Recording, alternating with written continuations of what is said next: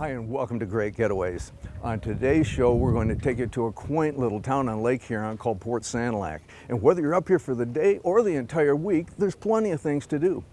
We're going to be taking in a local sailboat race, go to an antique boat show, enjoy some fine dining, and then it's down to the harbor for music in the harbor on Saturday night. Should be a good show. Let's get started. Today we are taking you on a trip to one of the most beautiful port cities on the Great Lakes, Port Sanilac. Let's get started. With a population of less than 700, this village was originally a lumberjack settlement on the shores of Lake Huron named Bark Shanty. In the late 1840s and 1850s, the settlement gained its first sawmill, schoolhouse, and general store. In 1857, the village was renamed to Port Sanilac, as it is in Sanilac Township in Sanilac County. Local legend attributes the name to a Wyandot Indian chief named Sanilac. The charming little village on the shores of Lake Huron seemed to offer something for everyone. From water sports to history, it was all on our itinerary today. We started with a stroll through town. Chester Kolox, owner of the Port Sanilac Marina and a member of the Downtown Development Association, would be our tour guide. See, Bill, give us a few words about Port Sanilac. Oh, yeah. Great place to live. And at the Methodist Church right up the road, the Boy Scouts of America was started a long time ago. Really? Yes. I didn't know that. It was interesting. The first minister came from England, and they had a Boy Scout troop in England, and so he came over here and started the Boy Scouts of America. Another interesting bit of history here, right where you're standing today, used to be the foundation of the original Raymond hardware. My wife's great-great-great-grandfather, Uri Raymond, landed here in 1848, set up shop right where you're standing, and there was water at the time. Before the harbor was built, much of the dredge material was taken and put right where we're standing and filled this in. So 150 years ago, this was all water, and the hardware store was built on stilts. And just a few feet behind you, you'll see the old foundation from the original Raymond hardware, which is the oldest hardware in Michigan. And just coincidentally, 150 years later, I happened to meet his great-great-great-granddaughter in 1977, and we since have gotten married, and we started a business on the same foundation that her father had the hardware store on, which is the current Port Sanilac Marina. In 1868, Uri Raymond bought the sales shop at 29 South Rigg Street and relocated the store to where it sits today. Today, Port Sanilac Harbor of Refuge is run by the Michigan DNR, and along with two marinas, it is a full-service public dockage facility. Offering many amenities, the Port Sanilac Public Docks are a premier destination for boaters on Lake Huron. Since its completion in 1949, many things have changed. Here is Harbor Master David Marshall to bring us up to date. This is a municipal harbor, so we do transient dockage as well as seasonal dockage. We have 68 slips. Half can be seasonal, half can be open transient. Our amenities here at the harbor, we have, of course, the fuel dock. We have diesel and gasoline. We have pump outs. We have water and electricity, 30 amp and 50 amp for all the boaters. Once we get up on shore here, we have the restroom facilities and showers. We have club room, which offers Wi-Fi and internet TV. We have barbecues with a gazebo. Everything you need is within walking distance of the harbor, whether it's food, lodging, or a walk in the park with your dog. To help attract more boaters to this hidden gem, they have special offers for weekend boaters. The harbor has set aside 50% of its dockage for the transient boater to make sure that when other ports are full, there's still room at Port Sanilac. Yeah, of course, right next door we have the Port Sanilac Marina, which offers a lot more amenity services, repairs and service station and hoist area. The Port Sanilac Marina is a full-service marina offering everything from boat sales and storage to full-service and maintenance facilities. Port Sanilac Marina offers long-term dockage services too. Kayak and paddle boat rentals are also available for day trippers who stop here. A lot of people that aren't boaters think, well, they cannot come down and enjoy the waterfront. Well, we try and make ourselves available to anybody and everybody, especially the landlubbers. You don't have to own a boat to enjoy the waterfront. Right behind the camera here, we have a really nice ice cream store. We have many locals that come down in from the farmlands just for ice cream on a Saturday, Sunday afternoon, and they stroll the docks and watch the boats. Or if you happen to be a little more adventurous, you can actually get in a little kayak here for $15 and go out and actually experience the water. Or if you have your own inflatable or your own fishing rod, you can walk right out on the breakwater. You don't have to be a boater to enjoy Port Sanilac Harbor or Port Sanilac Marina. There was so much more to do on the water, and we'll come back for that later. But now it's time to treat our palate to a little wine tasting and enjoy an afternoon of entertainment and sensory delight with a stop at the Blue Water Winery, located just outside of town on M25. We have 20 acres planted here, and we have a tasting room open from Thursday to Sunday, June through October. Our tasting room is a lot of fun. It's partially outside. This is it, actually. Along with the vineyard tours, we have some alpacas that you can feed and take a look at. They are, quite honestly, my husband's pets, and they're very fun and furry and very gentle and good for children. Rieslings are our specialty and our flagship product. We also have Chardonnays, Pinot Noir, Cabernets, Cabernet Francs, and various blends such as a Concord blend and some what we call our party wines as well. We have vineyard tours, weather permitting, and this allows our customers and guests to take a beautiful walk through the vineyard, very romantic in the fall. Now it was time for lunch at one of the many fine eateries in Port Sanilac. Our stop would be at the Van Camp House, where we would meet owner Andy Fabian. We're kind of an eclectic American little bistro. We really kind of pressure ourselves each week because we change our menu on a weekly basis. The proteins stay the same, of course, which would be your filet, our salmon, which is flown in from Seattle every week, our lamb, which is beautiful American-raised lamb. But the way we produce them is a different product every week. So the luxuries I have here at the Van Camp House is the fact that I'm also the village president, so I get a chance to meet many people. And I also go to great lengths to not only visit every one of my businesses in this little town. I go to every restaurant in this little neighborhood. And if you're up in the Port Sanilac Way, we would love to have you come visit. If you come to the Van Camp House, if you go to Uri's, if you go to the Stone Lodge, if you go to the Blue Water Inn, or even Mary's Diner, we just want you to come to Port Sanilac and enjoy our great hospitality. As we headed back to the water, we stopped to enjoy the view of the Port Sanilac Lighthouse. The octagon hourglass-shaped tower near its top is made of tiered reverse stair-stepped brick. It is 14 feet in diameter at its base and tapers vertically to 9 feet in diameter below the gallery. The placement and the unique shape were dedicated and created because of a budgetary constraint when Congress appropriated only half the money requested. Designed by 11th District Engineer Captain Charles E.L.B. Davis, the design has been called both unique and architecturally significant in its elegance. The tower is white with a red roof. The handsome lighthouse shares its design with only one other light located on Lake Michigan.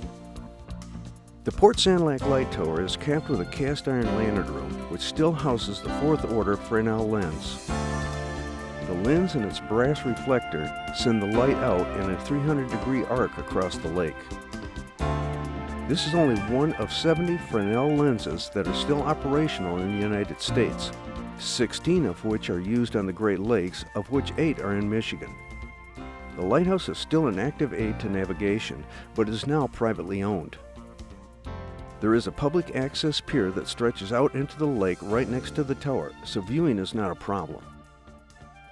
And originally belonged to the Thompson steamship lines, and there was a steamship dock off of this property until they started construction.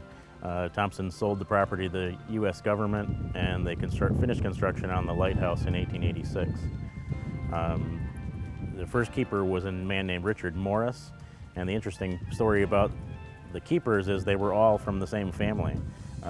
Morris and the next keeper, Holmes, were both married to sisters, and their family name was Sinclair. They were like the head keeper down at the Fort Gratiot Light and also at Thunder Bay. So quite a story about lighthouse families and the life-saving service and all that kind of information. The original light burned oil, of course, and was a constant white light, and they would shut it off come October because the shipping shut down for the winter. And then they started it back up again in the springtime. One of the biggest stories in this area was the storm of 1913. It's pretty well known that the ships that sank off of here were actually blown south past town, and there are stories of hearing whistles blowing, but at that point you were talking about sustained 90-mile-an-hour winds. One of the things that we like to talk to the kids about at the museum is the size of these ships that were actually turned over.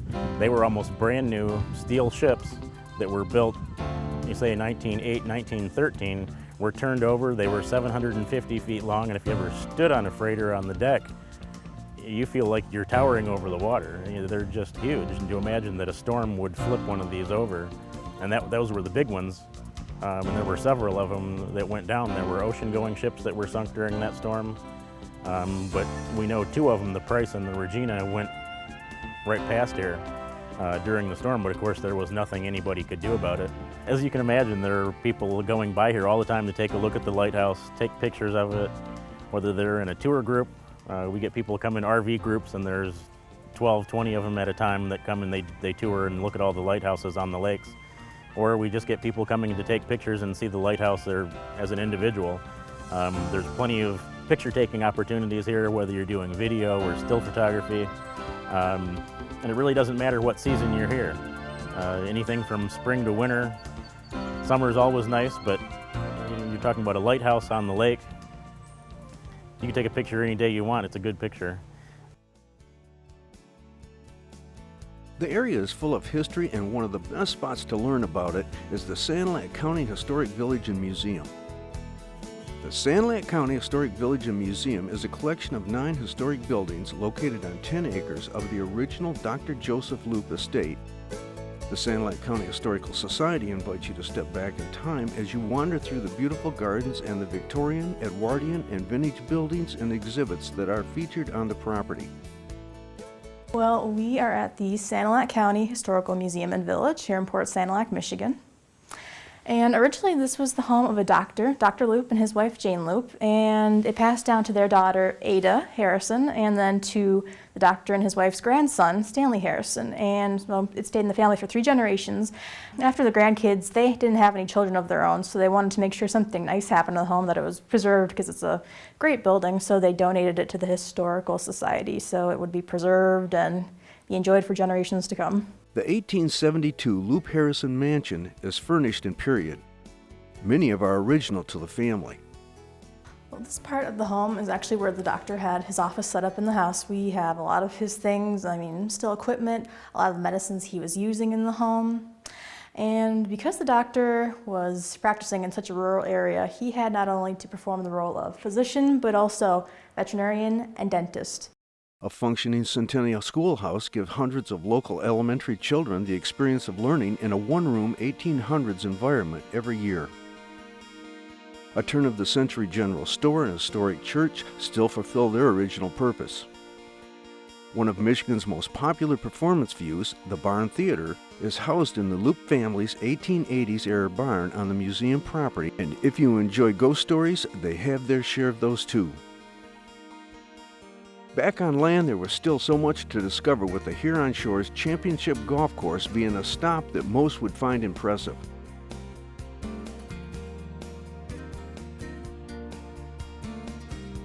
The things that people enjoy most about Huron Shores Golf Course are the scenery, the individualness of the course, the fact that we are a little destination resort where you can go up to and travel to, yet close enough that we are within reach.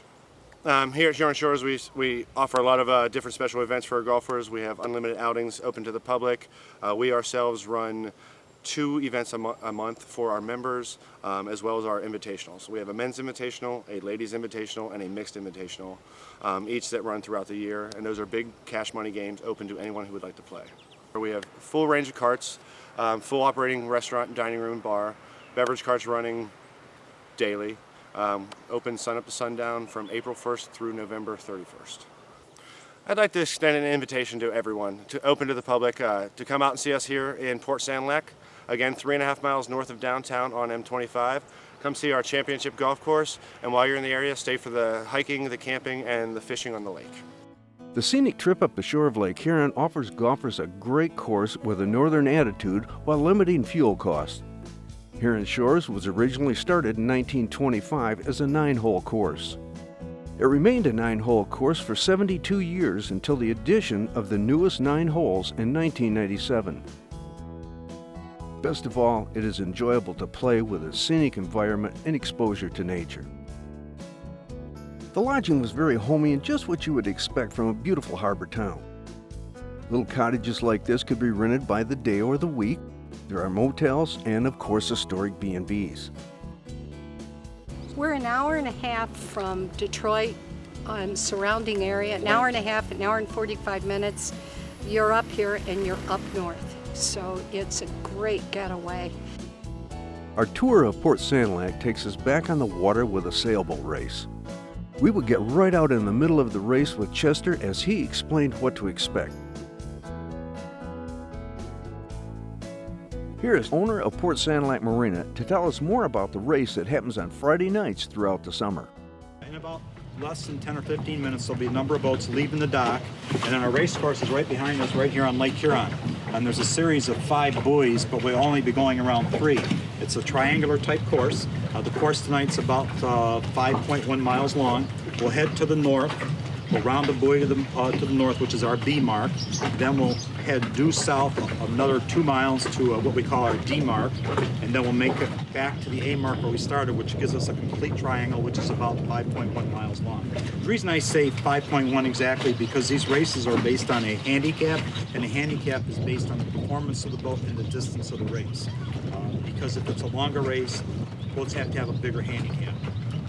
It's all computed on time, on distance.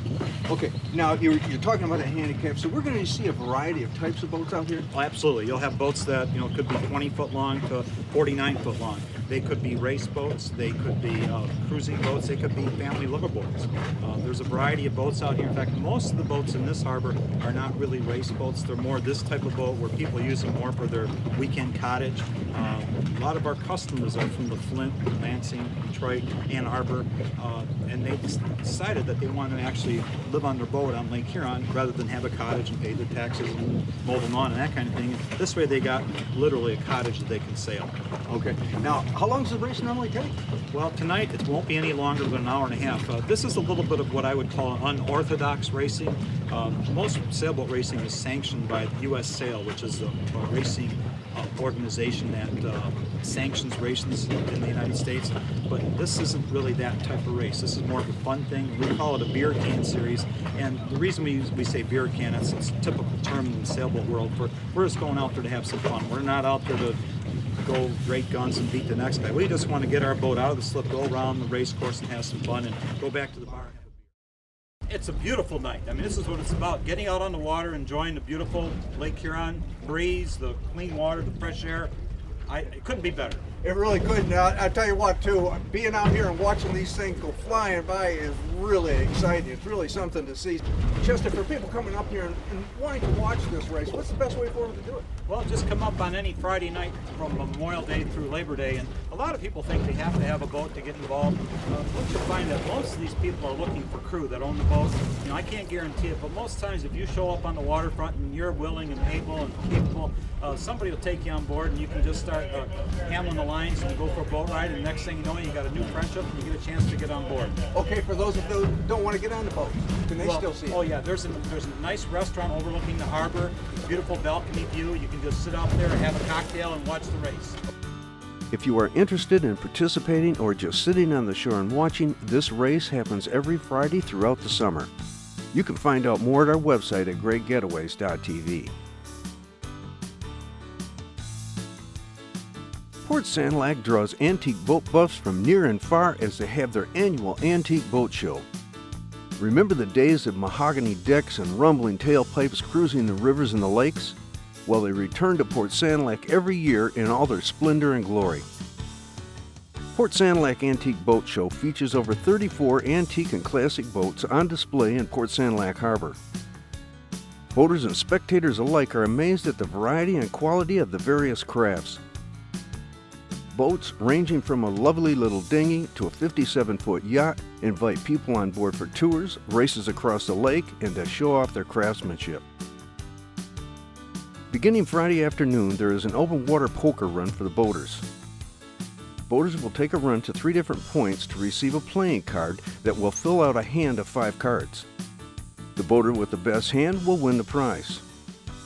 Following the poker run, there is a reception at Harbor Park.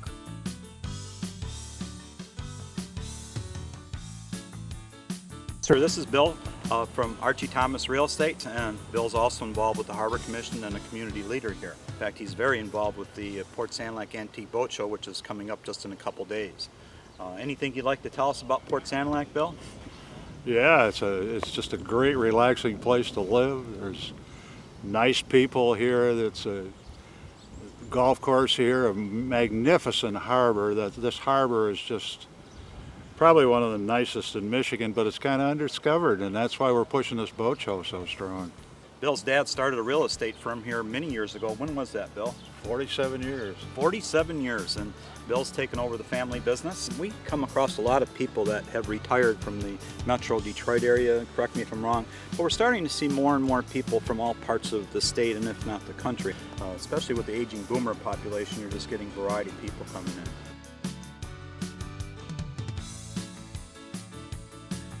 Stop at the farmers market each Friday to experience a feeling of community like no other. At the Port Sanilac Farmers Market, you'll be able to meet the men and women who grow and make the foods and crafts you buy. Hi, welcome to the Port Sanilac Farmers Market. I'm Carolyn Getze. I'm the market manager. This is a producer's market. Everybody that brings goods here makes them or grows them. We have everything from organic beef to organic vegetables to wonderful baked goods. We even have a lady who dyes and spins her own wool. We run from May to the end of October, and it's every Friday from 3 to 7 p.m. We hope you can come and see us. The Port Sanilac Farmers Market is a strict producer's market. This means that all the goods must be made and grown within Sanilac, Huron, or Tuscola County. There are 2 public beaches in Port Sanilac. The Village Beach can be found north of the downtown area, tucked behind the Lutheran Church. The beach features a small public park with picnic facilities. The second beach is adjacent to the DNR boat launch. Located on the north side of the Northern Harbor breakwall, this park offers a spacious beach and plenty of parking. Both beaches offer a wonderful place for families to spend the afternoon in the sun and water. Port Sanilac is a popular fishing destination. Perch are widely available, as well as salmon and walleye. The DNR boat launch offers a convenient place to leave from. It also features public fish cleaning stations, parking with room for 129 vehicles, and restrooms. Fishing charters are available out of the Port Sanilac Marina. For the little kids and the boatless, there's always fishing off the breakwall. You can catch perch, catfish, and there's always a million gobies.